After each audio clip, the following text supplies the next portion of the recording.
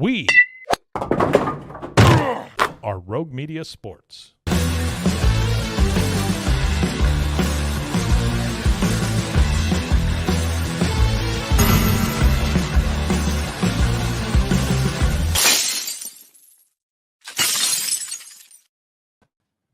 It is the Cam Show. It's Rogue Media Sports Network. It's Monday. Boy, is there a lot going on with your New England Patriots.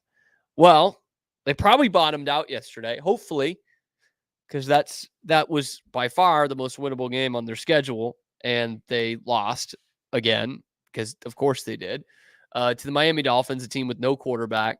Just went in there into Foxborough, where the Patriots have not won a game in almost a whole calendar year now, and took out New England. And the whole talk after the game was how bad this was and how bad this coach sucks, and it's time for Drake May. And then you're thinking, boy, this is a really tough day. Miami really sucks. The whole nation saw how much Miami sucked on Monday when they lost the Titans of all teams, and then came into Foxborough and beat you.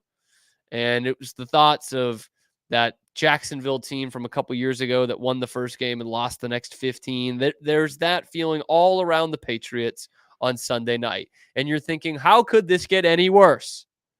And then Monday morning comes, where we learn that Patriots captain Jabril Peppers was arrested Saturday in Braintree and was arrested for some pretty serious charges. Peppers is facing charges of assault, strangulation, possession of drugs believed to be cocaine, after an altercation with a woman at a Braintree apartment. This is from WCVB, by the way, Jamie Pombo Sesselman in the story that I have pulled up here. 4:15 a.m. Saturday at a Liberty Street residence. For those of you in Liberty Street, Braintree, look, there but for the grace of God go I. Who amongst us has not had a little altercation in an apartment in Braintree? Am I right? Am I right, fellas? I was hoping for a rim shot or something there, Zach. We'll work on that. We're working on the soundboard. No, you don't have to do it. Now it's pity. Don't do it. I have sound effects, but I don't remember which one does what. So it would honestly be like a just a guess. Yeah, like not the worst you could I guess pulled. Right, Not there the you worst go. you could All have right. pulled. Not the worst. But yeah, I mean, look, we've all been there at 4:15 a.m. on a Saturday in Braintree, you know. Anyway, called for altercation between Peppers, 29, and his girlfriend. The 911 caller, said that Peppers hit her, choked her, took off her clothing, and put her outside. Well, that's not great. That's really not great. The woman told responding officers that Peppers put his hand on her neck and smashed her head against the wall before he allegedly pushed her down the stairs after an argument.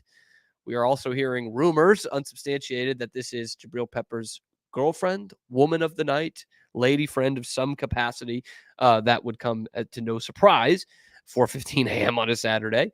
Peppers was placed in handcuffs and taken to the Braintree police station, where an officer found a clear plastic bag containing a white powder substance inside Peppers' wallet.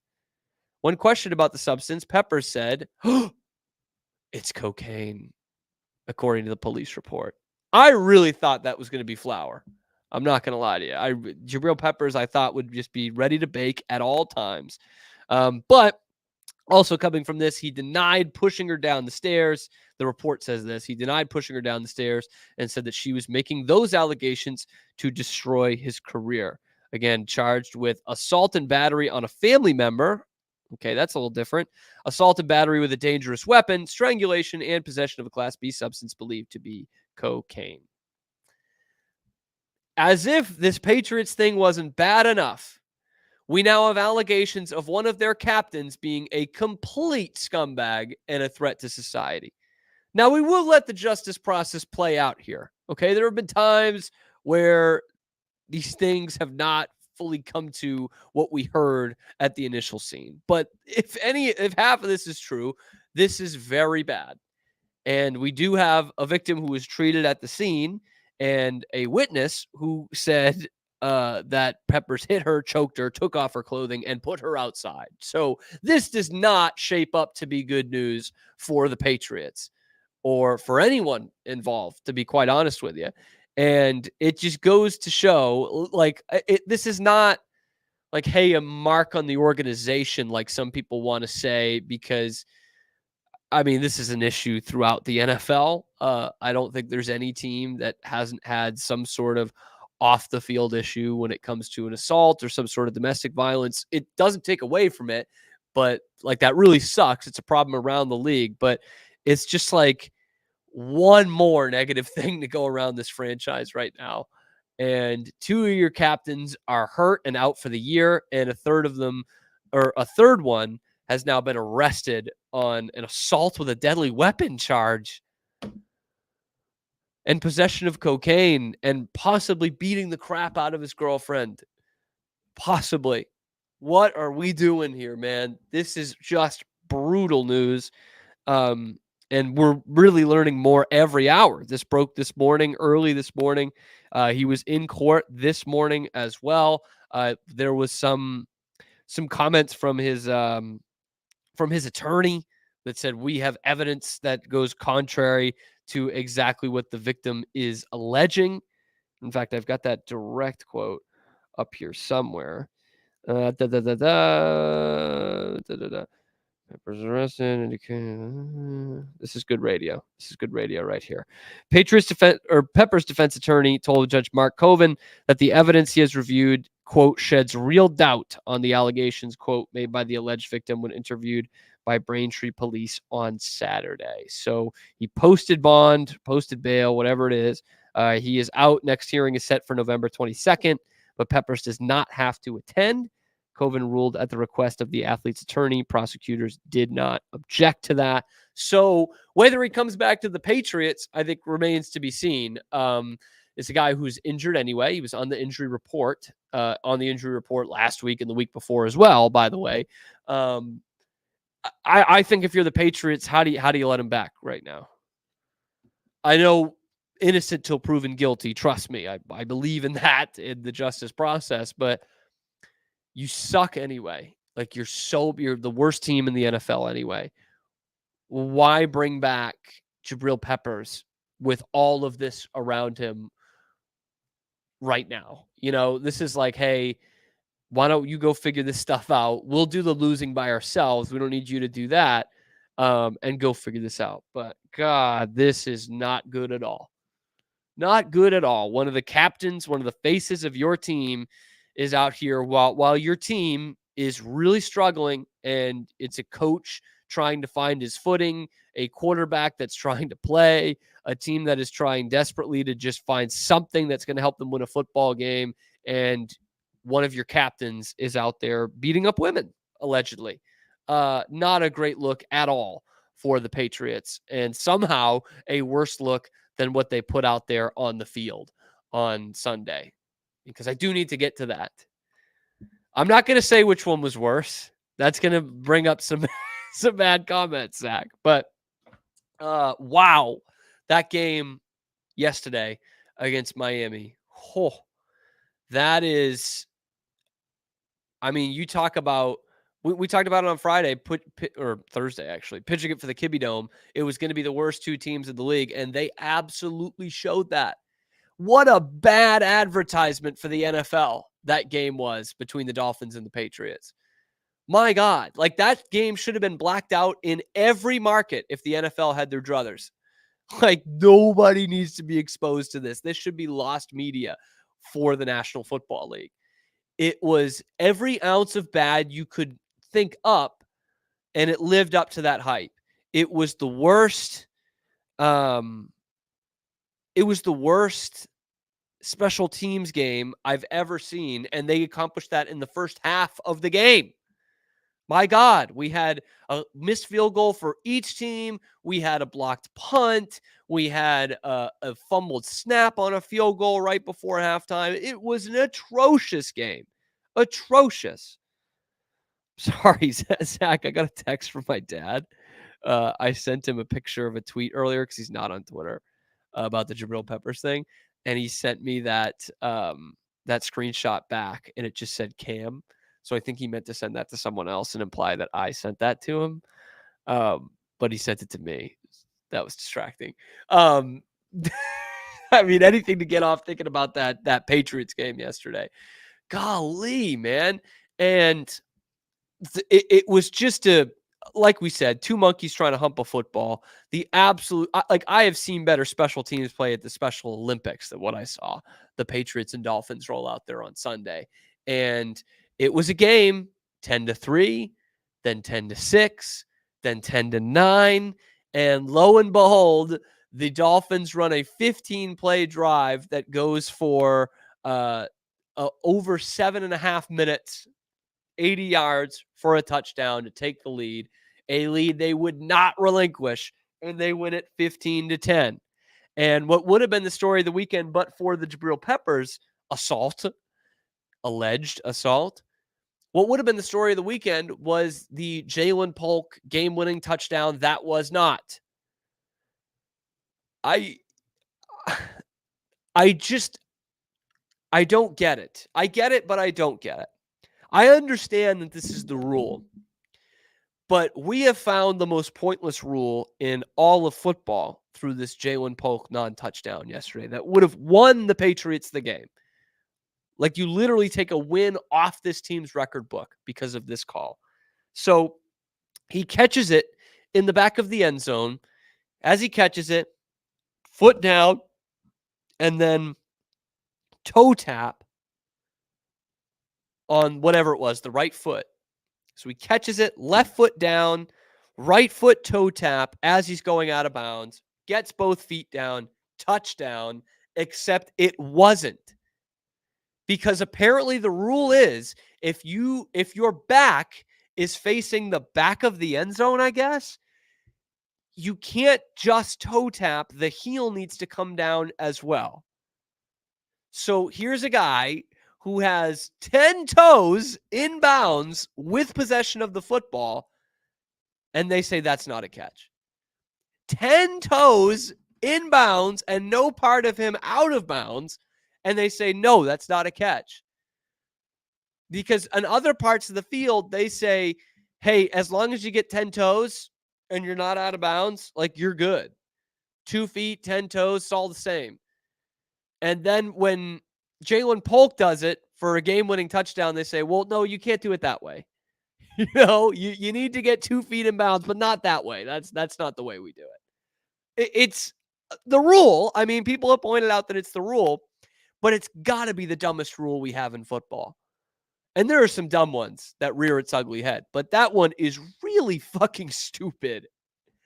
Like, what is a catch? If that's not a catch, like what else does the guy really need to do? In other parts of the field, he's allowed to just have 10 toes, and that's okay. But in the back of the end zone, he's not. Like, I don't understand that. It's not even just the back of the end zone. Because his body is contorted that way, he's not allowed to toe tap. Like, how does that benefit anybody? Like, nobody watching that yesterday in real time and on the replays is like, oh my God, that's an incomplete pass. Nobody was saying that. Everyone was like, that's a touchdown. By every football game we've watched our whole lives, that's a touchdown. I just don't understand that rule. It makes no sense. And I saw a bunch of people bringing up the tuck rule as like, oh, finally, karma gets the Patriots. And like, that's a similar situation in that was the rule, and you might not have liked the rule. But at least with the tuck rule, what it was trying to do was take subjectivity out of it. Okay, the whole point of the tuck rule was that referees didn't have to make a judgment call on when the arm was actually going forward for a pass and when he was tucking it in. Like, at what point of that process does it become a tuck rather than a throw? That was the whole point of it. And was it a dumb rule? Kinda, yeah. But I understand why that rule is there, and it's since been changed. But like, this toe tap rule, like, I don't understand the benefit of it. I don't understand it at all. Like, if he has his back completely to the goalpost, or if it's turned a little slightly on an angle, that's still just as impressive a catch. It's just as impressive a play, and it should count just the same. So then I wonder, what if Jalen Polk is tilted a little bit? Like, half his back is facing towards the end zone and half is not. Like, then Is that does the same rule apply? So yeah, the Patriots didn't get hosed on the call. They got hosed on the rule. And they did get hosed. That's bullshit, man. Any other part of the field, that's a catch. But not here. We don't think you're allowed to do that here. And it takes a win off the record book for the Patriots. And there are some fans out there who are saying, "Oh, well, this is good anyway. We don't want them to win. We want them to have the number 1 pick." And it's like, for what? They're not drafting a quarterback. And I'm hearing this traction about Travis Hunter. Travis Hunter is a really good player, like a really good player. Should probably be the number 1 pick in the draft, and is a guy we're going to be hearing about for the next decade in the NFL. If you watch the Patriots this year and you tell me they need a cornerback wide receiver at number 1 in the draft, you are insane, certifiable. If you watch the pressure that everyone gets on this team going against them, the pass rush that gets against them every game, how often your quarterback is taking a hit, how often your offensive line is allowing pressure, and you're telling me they need a cornerback, fucking miss me with that. There is no scenario, no pick in this draft that you could convince me the Patriots need to take someone other than a tackle. You cannot do it. You try as you might to convince me, Cam Stewart, that they should be drafting someone other than an offensive tackle. You could not be more wrong. And I just can't believe that rule. Like, that rule to me is so stupid. I know some people don't like the fumble out of the end zone touchback rule, but again, at least that makes some sort of football sense. Like, to me, this doesn't make any football sense at all. At all. But the Patriots sucked in every facet yesterday. Like, that was far from the only thing that was wrong with the Patriots, but it does take a game-winning touchdown off the board. Now, after that, you get to 3rd and 10, and nobody blocks Emmanuel Ogbah. Once again, just play that clip if you want to draft a receiver or a cornerback with your first-round pick. No one covers him on the edge and forces a throwaway right away, complete non-play, go to 4th and 10, game on the line, and Hunter Henry flinches. False start. Now it's 4th and 15, like procedural penalties all game long. The Patriots suck so bad that they cannot afford to lose anything in the margins. Their personnel and their coaching is bad enough. They don't need to be doing undisciplined shit. And actually, before this game, they were pretty disciplined. It's progressively gotten worse every week. And we have moved back to what we saw in 2022 and 2023. 12 penalties for 105 yards. 12 penalties in the NFL. I said after week 1 that this did not look like a team that was going to win 1 or 2 games because they didn't commit stupid penalties. They didn't turn the ball over. They didn't make bad plays worse. And I said, man, that just didn't look, it might have looked like a 4 or 5 win team, but it didn't look like a 1 or 2 win team. Now they look like a 1 or 2 win team. And to be honest, I can't find a game on this schedule that I'm like, yeah, I feel good about that. There isn't one. They do play Tennessee, if I'm not mistaken. They would play Tennessee at Tennessee. But that is, like, I don't know how you sit there and say, yeah, that's a win. It's not. This looks like a 1-win football team, and it feels like that Jags team with Gardner Minshew, job ain't finished or whatever they said, after being 1-0, and they ended 1-15. That's what it feels like right now, that the Patriots will have won game 1, done this silly Gatorade bath, and the football god said, all right, we threw you a bone, let you win week 1, then you Gatorade bathed your coach after a week 1 victory. And that's embarrassing. You're going to lose every game the rest of the season, and you deserve to. And they deserve to right now. They're that bad.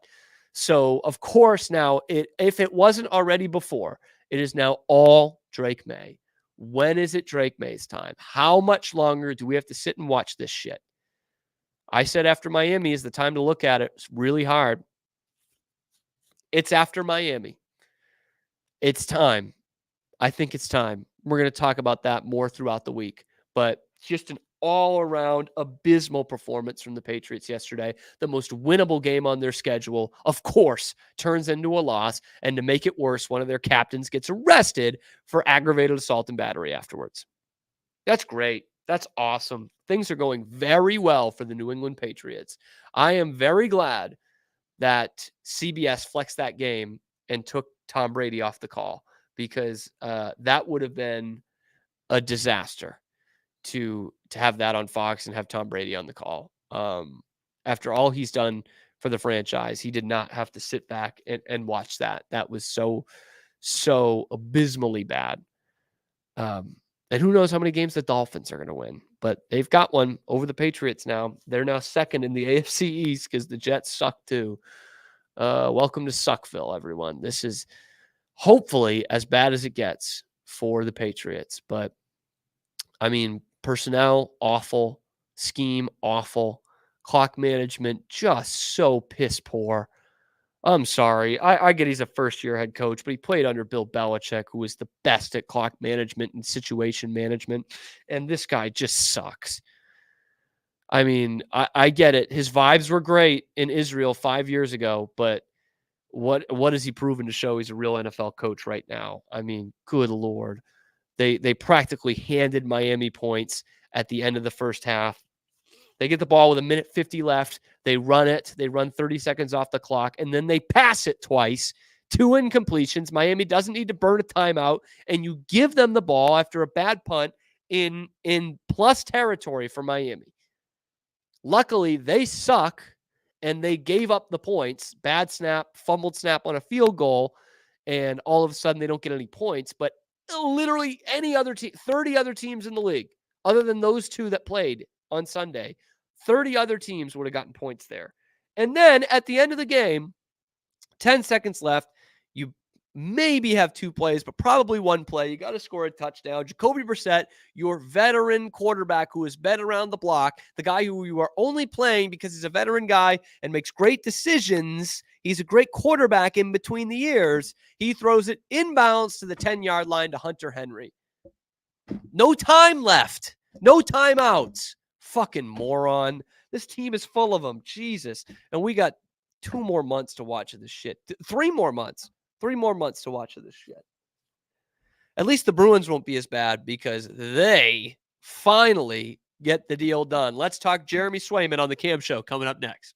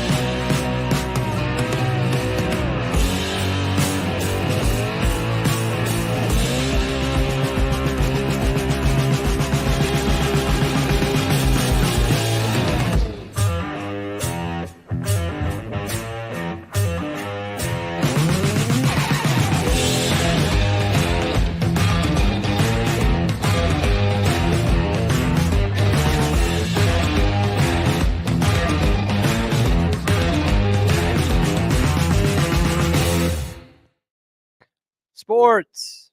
We're back. Cam Show, Rogue Media Sports Network. And of course, the big news of the weekend. What really fired me up this morning, Zach, you've had a big weekend, Yep. big time weekend, baby shower. Yes, sir. Sure, a lot of fun. Yeah. Big time. And when I asked you this morning, I said, you saw the big news. Yeah. Without you- hesitation. You saw the big news. Yeah. Without hesitation, I immediately brought up what I think you're about to dive into. So this is special to me. This should mean something to me, man, because our great producer, fearless leader, Zach, hockey fan. Yeah. I don't think you'd call yourself a huge hockey fan. No, I've always enjoyed it, but I know that obviously my knowledge is lacking in areas. And like you are from the sticks, brother. Like the sticks, Yeah. deep in the heart of Central Texas. We're talking rodeos, mutton busting, pretty close to 6-man football kind of sticks out here. Yeah, that's what goes on around here, but I've always been contrarian enough to where that's never been really my scene. You But have. You have. Yeah. You've been like you've had some adversity thrown at you to becoming a big time hockey fan, and you have pushed on. Yeah.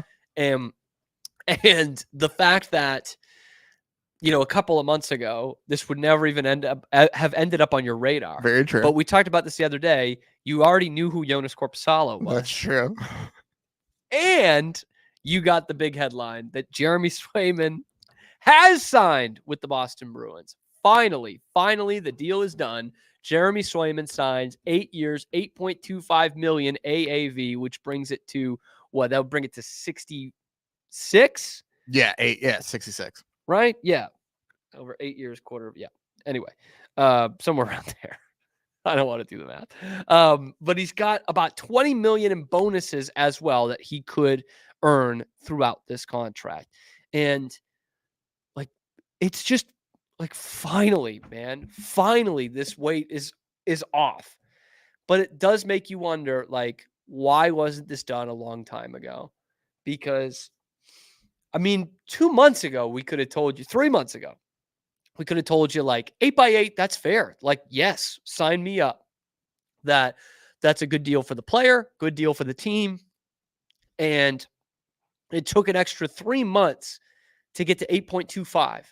So it makes you wonder, where was either camp starting? We've heard reports, and reports get shot down.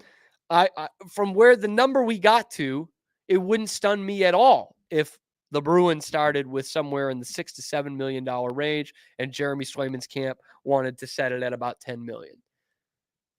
That wouldn't stun me at all hearing this. But 8 for 8.25 per year is perfect. A perfect deal. That's what top 5 goalies are getting right now. And Jeremy Swayman is probably right on the outside of being a top 5 goalie right now. And in a couple of years, I think it's going to look great for the team. I think it's going to look great for the Bruins in a couple of years when the salary cap goes up. And I think it's still going to be good value for the player. And these bonuses in there would, bring up that AAV if Jeremy feels like he's being slighted a bit. But he goes from $3.475 million AAV to $8.25 million. He's now getting paid, at least for the first 2 years until the salary cap goes way up, as one of the top highest paid goalies in the entire league. Now, immediately what I thought was funny was on the Bruins side, it was like, all right, who's more to blame still? And what grades do you give them? But in the national scene of things, it was like, oh, wow, the Bruins actually did get this done. Now, what's this going to mean for Igor Shesterkin, who goes to market after this year as an RFA? And obviously, he will demand a huge salary. But in terms of looking at Swayman, both Bobrovsky and Vasilevsky at $9.5 million, Connor Hellebuck at $8.5 million, and Ilya Sorokin is at that same number, $8.25 million. And three of those guys, Bobrovsky, Hellebuck, and Sorokin, signed their deals when they were due to become UFAs. And Swayman was an RFA, restricted free agent. Sorokin, I think, is an overpay. I've never been really high on the Sorokin train. So when you just compare that apples to apples, you're like, oh my God, he's getting the same money that Ilya Sorokin is.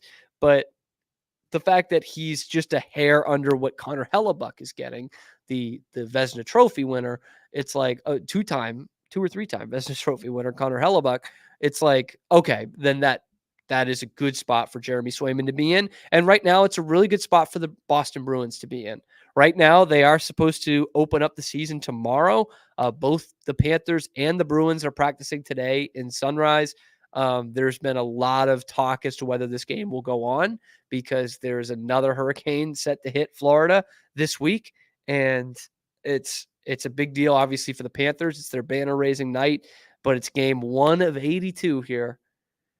They really want to put this much of a risk. Like, people are already evacuating Florida. It's supposed to hit on Wednesday.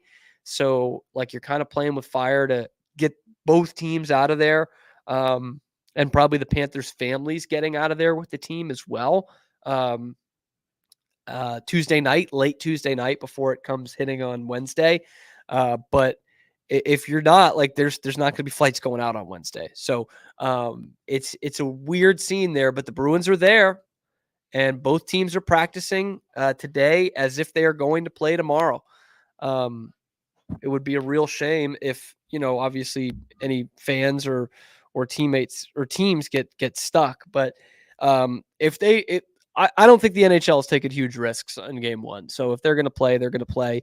And our famine for Bruins hockey will be over, hopefully tomorrow night. And then if not, Thursday, they take on Montreal at home. And by that point, Thursday could well see Jeremy Swayman in net for the Bruins. They're still sticking with Korpisalo game 1. Ooh, that could be bad. That could be a nice little sportsman's nod to the Florida Panthers. Hey, you raised your first Stanley Cup banner tonight. How about you go nuts on us? Here's Jonas Korpisalo. But they also, what else were they going to do? They signed Swayman on Sunday morning. Now, Sway has been keeping loose. He's been practicing with BU, apparently. And I know there are Hockey East fans from the 90s that were just punching air hearing that. Maine and BU was a good rivalry in the 90s when they were two of the best teams in all of college hockey year in, year out.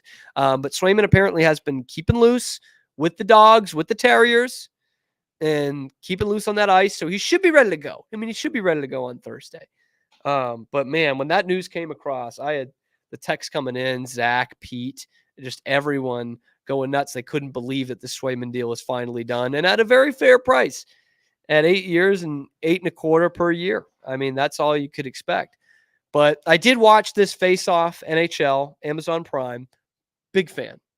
I thought there was some interesting creative choices with it. Like, the people they talked to, like, no one local. They just clearly did like 5 or 6 people for the whole series. But I'm like, this national NHL network broadcaster is like telling me about the guy Jeremy Swayman is. I'm like, why aren't we talking to, like, I don't know, someone who's on the Bruins beat or Jack Edwards or someone like that, someone who's actually around him all the time. Who is this? Like, I don't even know who this person is. Pete Blackburn, Boston guy, featured prominently. And then they would have like their talking heads, like they'd put VO over them, like B-roll, like you didn't see the people actually talking, and then they would like become the narrator for part of it. It was very odd. But overall, I've enjoyed the series so far. I've got 2 more episodes to watch. The Stanley Cup final ones. Watch the Swayman one first, right away. Episode 3, Swayman and Tkachuk. And I was so annoyed. Obviously, before the contract signed, it's a whole part of it is like Swayman going into a contract year. That was the whole focus. And he just kept saying, like, if this is my last time playing for the Bruins, yada, yada. And I'm like, it seems like a weird almost manifestation here. Like, he knew he was going to push the Bruins. Probably didn't know he was going to push the Bruins to the brink, but based off the way he was talking in that episode, he knew he was going to be in for a fight and was going to push the Bruins. And that I think he knew right away he was going to push for way more than what they were going to open with. And obviously that was probably the case. But another takeaway I had from that, my opinion didn't change on Matthew Tkachuk. Would love to have him on my team, man. What a player. A player that has gone by the wayside throughout most of the league. Skilled, goal scorer, greasy, grimy areas, throws a body check in there, can drop the gloves, really can mix it up. And there's just not many of those. I don't want to call him power forward, but as close to a power forward as you're going to get these days. And you'd love to have him on your team. You hate going against him. But, man, in that series, when he tells Marchand that he's never seen a captain quit on his team, that's so bullshit to me. That's so bullshit. Obviously, he knew his teammate Sam Bennett threw a sucker punch at Brad Marchand in game 2. Like, just a complete Bush League bullshit play. And they all tried to spin it as a reverse check, but they know, they saw it. And to then later in the series tell Marchand, a guy who's won a cup, and said, hey, you're quit. I've never seen a captain quit on his team like this. That's so bullshit, dude. Fuck the Panthers. Like, genuinely fuck the Florida Panthers. God, they're a good team. They're really tough to play against, but fuck them, dude. They suck. And I'm hearing Tkachuk saying, oh, I've never seen a captain quit on his team while he's going to fight Pasternak. Like, I don't know, maybe grow a set of balls and go after Pat Maroon or somebody. Instead, he's running goalies and going after the most skilled guy on the other team who's never fought in his life. What Bush, dude? Like, fuck you. Fuck the Panthers. I know I said to Pete the other day, of all the rivals that I would like want to just get rid of off the face of the earth, the Miami Heat are the only ones. Let's go across the street and add them to the list. Fuck the Florida Panthers. The NHL has no use for the Florida Panthers. And when they're pulling this shit, I have no use for them either. But I will say it's great to have a real rivalry in there. Toronto, that's not a rivalry. They can never beat us. They will never beat us. It's like the Celtics and the Sixers. It's not going to happen. Little brother, never going to happen. Montreal stinks. Flyers stink. Let's get some juice in there. Let's get some vinegar with a Bruins rivalry. Florida Panthers will absolutely give you that. So I don't mind if they fall off the face of the earth, but for right now, I'll keep them along because damn, this is a fun rivalry. I wish the Bruins were better. I wish the Bruins could beat them in a 7-game series. I don't know if they can the way they're constructed this year, but my God, that is a great fun rivalry because these two teams fucking hate each other. And you don't have enough of that in sports in general now. And I can't believe we're at a point where you don't have enough of that in the NHL. Hockey should be a breeding ground for that. Those 7-game physical series. And really, the Bruins and the Panthers are the only ones like holding the torch for real hockey rivalries anymore. So bring on more of that. But miss me with that Matthew Tkachuk saying that Brad Marchand gave up on his team. Yeah, because your teammate pulled some Bush League shit and tried to knock him out. Like, that was a dirty fucking play. And you're going to come back to me a few games later and tell their captain that he's giving up on his team? Fuck you, dude. And bring on the hockey season. And bring on Jeremy Swayman mixing it up. Don't become an Aaron Rodgers, Kyrie Irving. Be a prick. Be a team full of pricks. No, I won't say speaking of. Talking to Pete Souza next on the Cam Show, powered by Rogue Media Sports Network.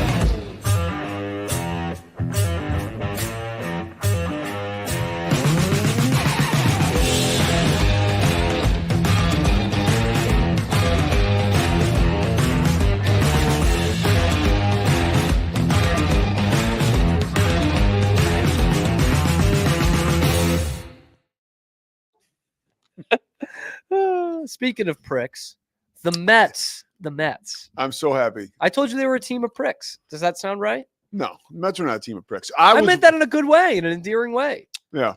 They won't go away. They're fucking. Let me get rid of this. I'm sorry, Pam. Okay. I have like a lozenge in my mouth. A what? A lasagna? A lozenge. I think that means lasagna.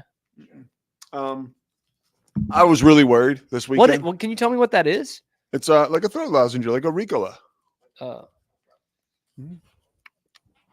I just wanted that moment to breathe as you. That's what he's trying to do. No, look on my. I didn't watch on, any of that on- game, by the way. on the Pete Souza Either of show on the Pete Souza show on Friday. I talked about how the Mets had this crazy like momentum and mojo, and they won game one, and then there they were knocking on the door in game two. And then it looked like the Phillies had him finished. You know, they had him down a run after another big home run, and then the Mets tied the game. I was like, oh my gosh, we're going to lose. Like they have this thing going for them, where they're now pulling stuff right out of their ass. They're that team. We're screwed. And then my man Castellanos comes through. But so Castellanos makes a huge And then catch. nothing like really bad happened. Well, the Jabril Peppers thing did happen. Yeah, I We got wanted that to, news broken afterwards. just since Pete Maybe brought up that is it. Yeah. Castellanos, did you see? I saw an article over the weekend where ESPN had asked to write like an article about all the times he home run where negative, Yes. or where Yes. and that he Jimmy was Carter, going man. to Uh-oh. until they refused to give him editorial control, and so he decided not to do the story. I love Castellanos. He doesn't care about your story. He has to win. He's Okay. he's a prick. Wow, what a hero. What a hero. he like in the best way possible. Runs right over to his son. That's pretty cool. Yeah. You know what movie I watched yesterday? First time ever. What? Sideways. Oh, that is a gem. That's a a good great movie. movie, dude. And is I a- had seen this scene before, but there's one that like perfectly encapsulates me, and I think you know exactly which one. What? it We're not is. drinking any Merlot. Yeah. Like right before he goes in there, he's like, "If anyone's drinking any fucking Merlot, I'm fucking out of here." Like that is so me. That is perfectly me. Like I was using this Miles. example. Like if it was last night, like I had to go out with like Grace's friends or something, I'd be like, if anyone asks me about the fucking Patriots, I'm leaving. Is I'm Grace in outta here." town? No, this weekend she's not. Okay. All right. This I is think exciting. I'm thinking we might go to the rodeo. Okay, I've- that's fun. I've never been to a rodeo, Wow, that's a and good I'm in idea. Texas only for another couple months. Was that going on this weekend? Yeah. I could have gone this weekend. Yeah, Huh. it was. Iron Man was this weekend too in Waco. Really, Yeah. A lot going on. Robert Downey? No, the Iron Man. Sideways is a very, very good movie. Yeah. And by the way, how about That us guy is a connecting two dick. topics now? The death of Pete Rose last year, and now we're talking about Paul Giamatti, Bart Giamatti's Yes, son. and I really liked that there's a I was telling this to Mike too. I really liked that there was a picture in the movie that's supposed to be his character, Paul Giamatti's character, and his dad, and like an old picture. Yeah, And it's actually Paul and Bart Giamatti. very, very. And I'm like, cool. that's actually cool because I mean, not that he's the most famous guy in the world, but sickos like me know what Bart Giamatti looks like and know that he was the commissioner of baseball. And so I That liked kicked Pete that. That was Rose. cool. Yeah. out of baseball forever. Yep. Yeah. And then died like 5 days later. So his forever was not that long. no. But, I also saw, I'm going to link more things together Uh. because Paul Giamatti is in the Holdovers. Is that what's called? Holdovers, Leftovers. Yeah. Holdovers. Yeah. Did you watch that? Good movie. Yeah. Yeah. Very good. Yeah, movie. he's good at playing an English teacher, I guess. Yeah. And in that movie, you see some old Boston Bruins pennants because it's supposed to be like 1970. And when I went to our local sporting memorabilia store in Waco the other day, I saw this old pennant. It was halfway down the middle. It was Boston Bruins versus the Soviet Union in a Okay, game in what pennant was this? 1979. I mean, what store was this? Bankston's, Oh yeah. Okay. Yeah. I love Bankston's. Yeah. and I was about to It say was- it was like- there's another store carrying that stuff. it I'm about was to freak so out. cool, and it was like in great condition. It's got like the plastic thing, like you would put a baseball card in, but in the shape of Yeah. a pennant. It was like $80, so I didn't buy it. But I'm like, what a cool little piece, man! That's very, very cool. Just linking it all back to Sideways. I got that Doc Gooden poster here that I barely ever put up, where he's throwing the apple and the apple's on fire. That's pretty cool. You Very you cool. like things about apples and bananas. There's a lot of that going on with your posters that we'll see on the Pete Sousa show. You guys are nuts. They also had a full-size replica of that chrome Baylor helmet, Baylor football helmet. Yes. You know which one I'm talking about? Yeah. And I really came close to buying That's it. like the 2014 helmets. Yeah. Yeah. And I think I still might. So it's $200, which for a full-size helmet is pretty cheap, but in regular person life for me is not cheap. I will obviously. tell you, they have that helmet at KWTX, and I could have easily walked out of the station with it, and no one would have been wiser. You know what? Zach, scrub that last 10 seconds. I'm gonna go do inside the 12 this week. I could easily walk back there and be like, yeah, I'm taking this, and walk right out with it, or be like, I'm borrowing it. Yeah. Just like put it on as a joke, and then just continue. I to thought walk about to it. your I car actually and just wore it. drive I actually away. wore it. The anniversary came up. I put it on during a morning show where it was when Baylor was on the run in 2019, and I was like, I got Baylor, and I put it on at the end. That's so cool. You're cool.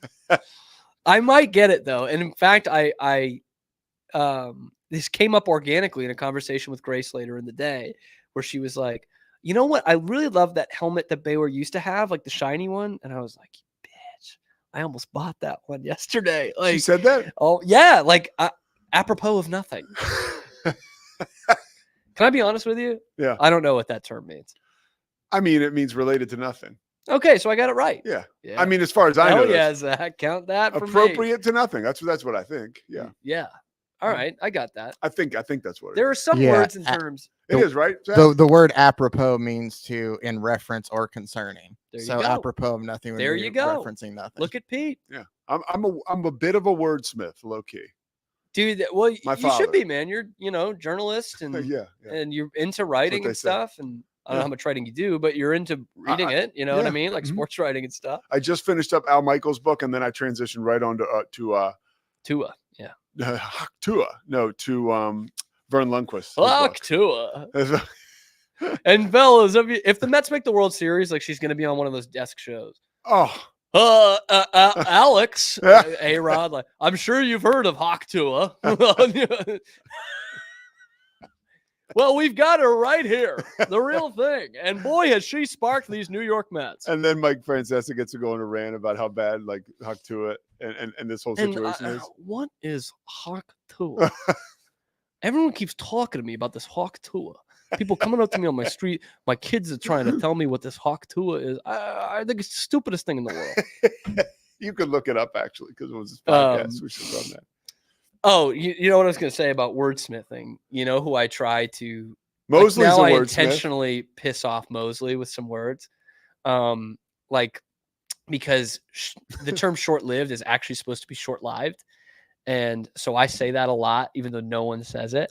Or gerrymandering is actually how it's supposed to be pronounced. Not gerrymandering. And Mosley gets like so pissed. Or when I say Adidas or respite rather than respite. What does he say? He's like, yeah, but nobody uses that term. Nobody. You're the only person that But he knows you're right. says that. But Right? yeah. And then he'll correct me on the air, which I don't mind. Like when I say, like I should have saw that coming. Should have seen that coming. And things like that. So now I'll just like intentionally throw things Mosley's way, just like tee it up for him to be. Does one of Mose know those. your situation? What situation? That My you- mental illness? No, that you'll be leaving Central Texas Yes. potentially. He yes. does. What is I he? mean, Mosley is one of those people you need to tell 4 or 5 times when you're not going to be on the show. Like, and then he's he'll like, still bitch "Oh, about it. surprise, surprise." Yes. But no, it did come up last week where he was like, he just said something like, "Well, I think you should reconsider when you're moving." I think so And too. I'm like, dude, It doesn't seem that planned out that thoroughly. Is all I'm saying. You got a bird in the hand. I'm not trying to make this another Cam Sykes session, but I mean, that's what it's going to become if you keep Yeah. pushing it, man. I'm just saying. Look, It's really you got to do what Grace wants to do at the end of the day. and what I want to do, brother. No, you don't.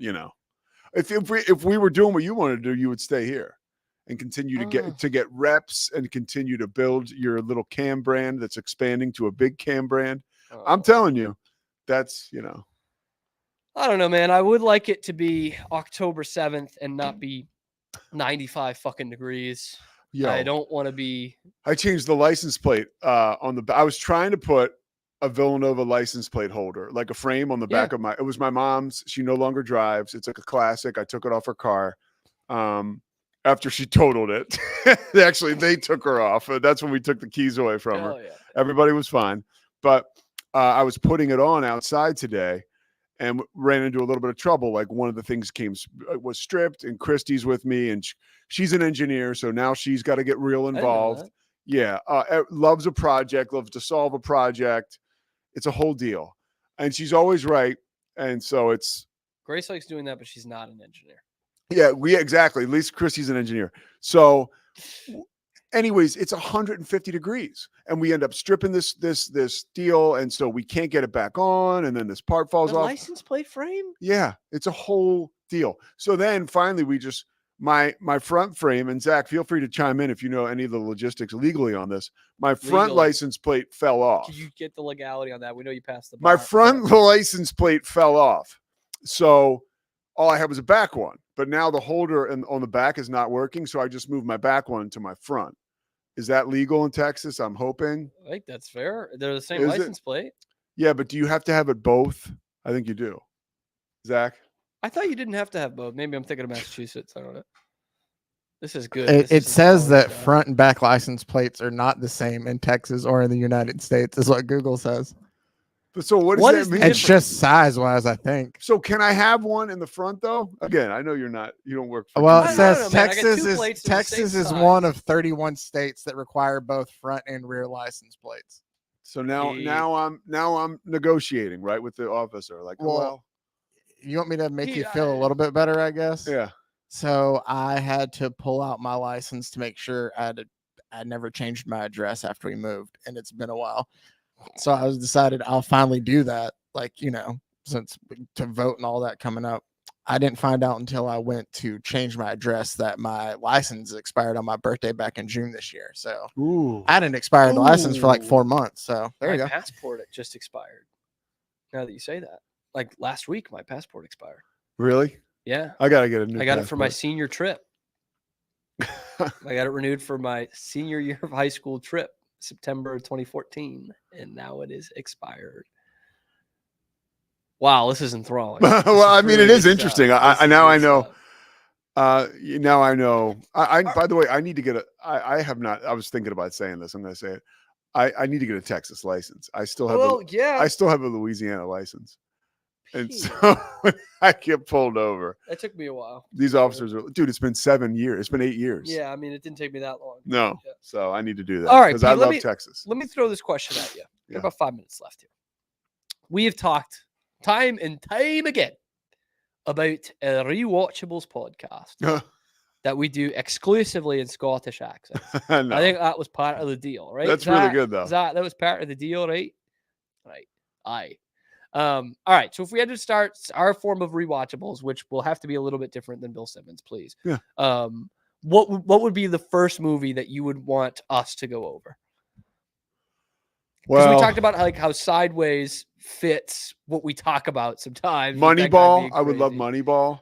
Okay. Jerry Maguire is a great one. I would love Major League. I mean, sports. I think like I love. You're gonna stick with sports movies. No, I would do outside for sure. No, I mean for this first one. God, I mean, Moneyball would be a great one. I we could- love Moneyball. we There's could have so some much to fun say with about it. Fever Pitch. I mean, We could. Yeah. That's the kind of one like that would be a lot of fun. Which one? Um, You don't want to do the Arsenal one with Colin Firth? no, I didn't You ever even seen know. that one? No, I didn't know about that. It's not bad. It's No. not bad. The original story, the book, and the original movie. The movie came out like 96, 98 or so. Yeah, About an Arsenal fan. And it's the same thing. They hadn't won the league title in 18 years, not 86. And they have this miraculous end. It's kind of this pretty much the same story. It's a decent movie. Colin Firth is in it. those are some that Rocky, any of the Rockies, the program.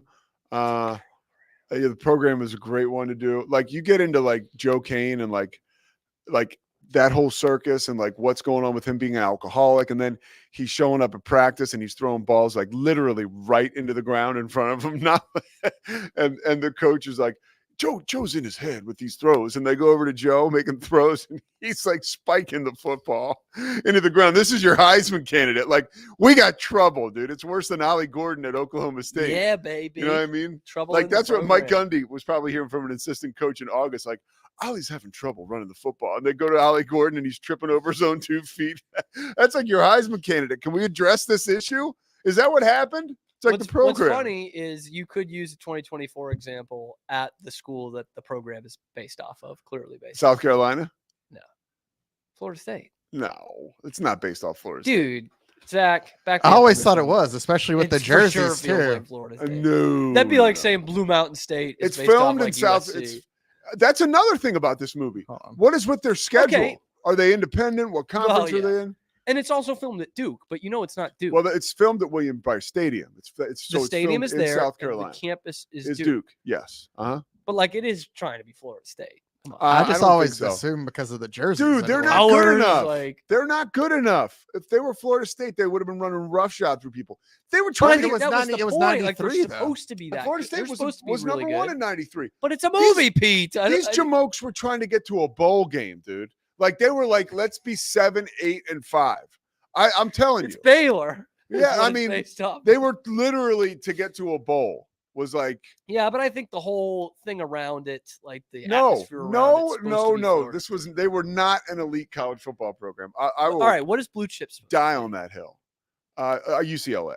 That's what I thought. Blue Chips came out in 94. UCLA won the national championship in 95. I look. That is UCLA. It's on I the West know, Coast. That's like Florida Yeah. State, man. No. The program. No, dude. I disagree. I strongly disagree. I'm not a fan of the film. I'm looking up Listen. for proof for us. so. Please, if you could, No. Zach. And while we wait on that, Pete, can I get your reaction to the Jeremy Swayman deal? I know you've been following this big I have time. no thoughts on the Jeremy. I was so blown away by Zach it. had thoughts. I was so blown away by it where I don't even want to comment because what I have to say would be off. When the something's chain. already so unbelievable, Yeah. how do you put it? How into could I put You know what I anything mean? more onto it? It's like when the Red Sox win the World Series in 04 after the great comeback against the Yankees. It's like, well, at that point, anything was possible. And a you sweep. know? Yeah. And a Won the sweep 8 straight against games. Tony La Russa's Cardinals. Yep. I was so impressive. Roland, Pujols, Edmonds combined for I think 2 hits in the whole series. Wow. Scott Yeah. Rowland. I think former- Scotty Rowland was over. former Hall of Philly. Famer Scott Rowland. Yeah. Really? Exactly. Yes. Yes. Zach, what do you know about the guy Matt Bush was his And never name? had a lead. Played for the Rangers. Yeah. So you got a DUI? Yeah. Yeah, Bennett, well, he wasn't he involved. Like he might have. I don't remember fully. He had He went to problems with prison. alcohol. Yeah. Yes, he has had. You should have him on the. Well, lineup I thought for he us. might have Yeah, had eventually. a. Yeah, yeah. eventually. That would be the idea. Yeah. But I saw that. I mean, the thing to me that's such a bummer about that. I mean, it's a bummer regardless of where you're picked in the Major League Baseball draft, but he was the number 1 pick overall. Oof. Yeah, big time. That is. He and Josh Hamilton. Similar stories. I'd be curious to see where Hamilton's at today. I'd pull for that Josh. guy. Just Yeah. I always have rooted for him because when he was sober, he was playing his best baseball. And I would, if I had to guess, I'd say he's sober now. But I mean, who knows? And like, fuck, man, going to the Angels, that doesn't help. For a ton of money, Doesn't help. right? I mean, should have never left the Rangers. Zach, do we have an answer here? Yeah, no, nobody else. But I mean, it is ESU though. Oh, You like just FSU? take one. You just It's take just one one of letter those ticks off. out, and it's FSU. No, you you literally guys just are- take the bottom horizontal. We'll have to do line more out. research so we're ready when we do the program rewatchables. I would love to do that, dude. What if we? Has anybody done it with just sports movies? Well, that's how the Like, there's a ton of like kind of rewatchable podcasts. I right? can But- tell you the like the anatomy of the whole situation with the rewatchables. They started with sports movies, and then Oh, they okay. did Heat one time. Like literally, it was they did it a second. Chris time. They Ryan love and, Heat. and Bill Simmons talking about Heat and Bill Simmons like Pool House or whatever. Right when that network started, this is 2017 or no 2015, I guess. Somewhere around there. Yeah, I was in yeah. college. And so I was in Monroe. And so like these podcasts were all I had. It was a big deal. So they started in the Pool House. They did Heat. They loved the idea. They started doing sports movies. They realized they had something. They really put in good categories and they were off. They've had like more than I think 300-400 at this point. That's a lot. Alvin Mack is based on Derek Brooks. Where did Derek Brooks play college football? Florida Zach? State. Well, that's I'll tough. give you that one. It's a tough one to come back Yeah. from. I had a more Shade Tree Jones, but okay. Sure. Who could forget him? He was good. Marvin Um, Jones was really good. I was going to end with one last thing. Oh, because an idea that Zach and I had once was doing that, but for that shitty run of ESPN original movies, like feature-length movies. That was in the early another. I mean, I hate 2000s, to, you I hate remember to that? make it a Bill Simmons thing, but that was another thing. They got away from the 30 for 30. This And- isn't even. These were like supposed scripted movies. Oh no! Yeah, like the that Dale was Earnhardt like Senior Tom movie, Berenger Junction played Bear Boys, Bryant. Pete Rose. That was that Junction awful Boys. Indiana one. Tom Sizemore playing Pete Rose. The late Tom Yes. Sizemore. Yes. Yeah. Don't forget. I don't know if you can find all of those. You man. cannot, dude. I've watched searched. I watched the Junction Boys one a year or two ago, and the The Season on Bronx the is Brink one. burning. miniseries. Yeah, Tortoro playing Billy that Martin. that was the last of it. Yeah. That was 07. 2007. Yeah. Yeah, I remember watching that. It was a summer thing, 9:00, so I could stay up. I was 10. Pre-sobriety, I watched got it a root all the canal, time. and I took a bunch of pain meds. Oliver and whatnot, Platt. so that it was awesome. Yeah. Walter Platt was George Oliver Steinbrenner. Platt, yeah. Yeah. And other than he and Totoro, it was a bunch of nobodies, right? Like, I think so. Yeah. but That's yeah, a great Totoro one. is Billy Martin, man. Yeah. The straw that stirs the drink. That's right. Reggie Jackson. All right, we got a break. Pete Souza, 1:00. Pete Souza show live on YouTube. I'm going to be with him probably, unless Yeah. he's booked Oh, at yeah. someone more interesting. No. In the last segment, I'll be there to talk about some bullshit. And you can find us bullshit because of me, Pete, not because of you. You can find us high noon Eastern time, 11 a.m. Central, every weekday. The Cam Show on Rogue Media Sports Network. We'll see you at that time tomorrow.